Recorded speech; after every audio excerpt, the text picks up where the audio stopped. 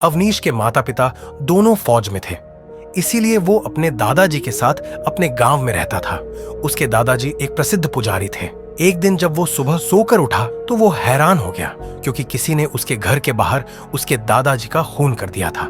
उसके दादाजी के पेट पर घाव का निशान था और खून बह रहा था। ये देखकर वो बहुत डर गया और भागते भागते पुलिस स्टेशन पहुंचा और कुछ दिनों पहले ही नए ट्रांसफर के बाद आए इंस्पेक्टर से बोला, इंस्पेक्टर साहब। हाँ बोलो, क्या हुआ? किसी ने मेरे दादाजी की हत्या कर दी है। कब और कैसे? आज सुबह जब मैं सोकर उठा तो हमारे घर के बाहर किसी ने उनकी हत्या कर दी थी। ये देखकर मैं सीधा यहाँ चला आया।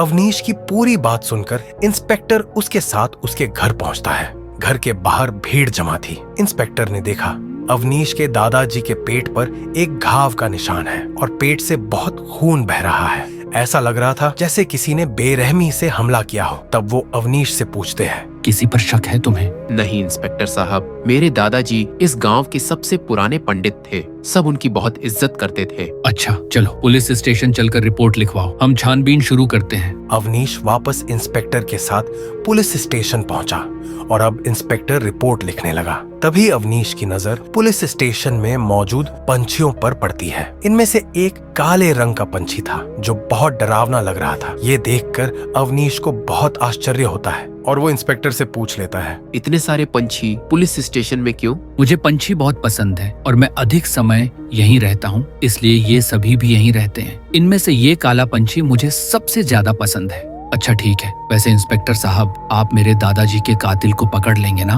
बहुत जल्द। अवनीश वहाँ से चला जाता है। रास्ते भर अवनीश यही सोचता रहा कि आखिर उसके सीधे साधे दादाजी को किसने इतनी बुरी तरह मारा होगा। कुछ ही देर में पुलिस ने जांच शुरू की, पर उन्हें कोई भी सबूत नहीं मिल रहा था। कुछ दिन बाद अब गांव में हर पूर्णिमा को एक बुजुर्ग की हत्या होने लगती है और उन सभी को उसी तरीके से मारा जा रहा था जैसे अवनीश के दादाजी को मारा गया था। किसी को कुछ भी समझ नहीं आ रहा था कि ये सब किसका काम हो सकता है। पुलिस भी कुछ पता लगाने में नाकामयाब थी। पिछली रात रौनक के दादाजी की भी हत्या हो गई। वो भी एक मंदिर के पुजारी थे। अब अवनीश रौनक के पास पहुंचा और बोला, कुछ समझ नहीं आ रहा कि ये क्या हो रहा है। गांव के 8 बुजुर्गों की हत्या हो चुकी है और सबकी हत्या पूर्णिमा के दिन ही हुई है। सबको एक ही तरह से मारा गया है और सब धार्मिक व्यक्ति थे। ये सब महज एक इत्तेफाक नहीं हो सकता। मुझे भी कुछ समझ नहीं आ रहा कि ये सब क्या हो रहा है। अब सिर्फ एक ही धार्मिक बुजुर्ग बचे हैं हमारे गांव में, वो सिद्ध बाबा, जो गांव के पीछे वाले इलाके में रहते हैं और कल पूर्णिमा है। हमें उन्हें जाकर सतर्क करना चाहिए। हाँ ये सही रहेगा, हमें चलना चाहिए। अवनीश और रौनक उस बाबा के पास पहुंचते हैं। उन्हें वहां देखकर बाबा कहते हैं, आओ बेटा, कैसे आना हुआ? बड़ा दुख हुआ सुनकर कि तुम दोनों ने अपने दादाजी को खो दिया है। वो दोनों मेरे भी अच्छे मित्र थे। हम आपको ये बताने आए हैं कि कल पूर्णिमा है और हर पूर्णिमा को एक धार्मिक बुजुर्ग की हत्या हो रही है। आप सतर्क रहिए और हम भी आपकी सुरक्षा के लिए परसों तक यही रहेंगे। हाँ अवनीश, ये एकदम ठीक रहेगा और हम तब तक बाबा जी से धार्मिक ग्रंथों के बारे में भी जानेंगे। दोनों वहीं रुक जाते हैं।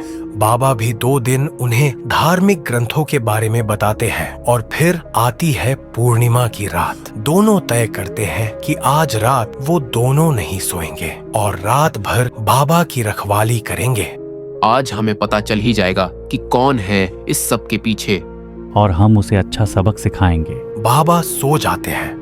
अवनीश और रौनक दोनों उनकी पहरेदारी करने लगते हैं। रात के ठीक 12:30 बजे इंस्पेक्टर वहां पहुंच जाता है। उसको देखकर वो दोनों हैरान हो जाते हैं। इंस्पेक्टर साहब, आप यहाँ इस समय, आपको कुछ पता चला हमारे दादाजी की हत्या किसने की है? नहीं, अभी तक कुछ भी पता नहीं चल पाया है, पर आज पूर्णिमा की रात है, इसलिए हो सकता है आज बाबा पर हमला हो, क्योंकि अब हमारे गांव में यही एक सिद्ध बाबा बचे हैं। इसलिए मुझे लगा कि बाबा को सेफ्टी की जरूरत होगी, तो मैं यहाँ आ गया। ये अच्छा किया आपने। एक काम करो, तुम दोनों थक गए होंगे, सो जाओ। सुबह तक मैं बाबा की सुरक्षा करूंगा। ठीक है इंस्पेक्टर साहब, पर अगर आपको नींद आए तो हमें जगा देना और फिर आप सो जाना। ये कहकर अवनीश और रौनक सोने के लिए जाने लगे और पुलिस इंस्पेक्टर बाहर रखवाली करने लगा। तभी थोड़ी देर बाद अचानक कुछ ऐसा होता है जिस पर यकीन करना लगभग नामुमकिन था। इंस्पेक्टर एक बेहद खतरनाक चुड़ैल में बदल जाता है, जिसका चेहरा बहुत डरावना लग रहा था और वो जोर जोर से हंसने लगी।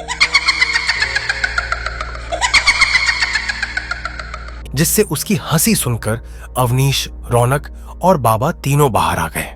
तुम कौन हो? इंस्पेक्टर साहब कहाँ गए? मैं हूँ तुम्हारी मौत, और इंस्पेक्टर उसको तो मैंने कई दिन पहले ही मार दिया था। मैं ही उसकी जगह लेकर गांव में रह रही थी ताकि सारे पुजारियों और बाबाओं को आसानी से मार सकूं। और जब से तुम्हारे दादाजी मरे हैं तब से मैं ही इंस्पेक्टर की जगह पर थी। तुम बाबा को क्यों मारना चाहती हो? मैं बताता हूँ। ये चुड़ैल 40 साल पहले गांव में आई थी। तब इसे गांव के बुजुर्गों ने मिलकर भगा दिया था। तब मैं 22 साल का था और तुम्हारे दादाजी भी लगभग इसी उम्र के थे। तो हमें पता था कि इसको कैसे भस्म करना है, इसलिए इसने एक एक करके सबको मार दिया और आज मुझे मारने आई है। बाबा ने इतना कहा ही था कि वो चुड़ैल बाबा पर अपनी शक्ति से हमला करती है। बाबा भी एक मंत्र पढ़कर अपनी आंखों से शक्ति निकालकर उसकी शक्ति को खत्म कर देते हैं। पर तभी ये देखकर रौनक हंसने लगता है, जिससे चुड़ैल को रौनक पर बहुत गुस्सा आता है और वो उस पर हमला करती है और रौनक नीचे गिरकर बेहोश हो जाता है। चुड़ैल अब बाबा पर फिर से अपनी आंखों से हमला करने लगती है। बाबा भी उसकी शक्ति को अपनी शक्ति से खत्म कर देते हैं। अवनीश को कुछ समझ नहीं आता कि वो बाबा की मदद कैसे करे।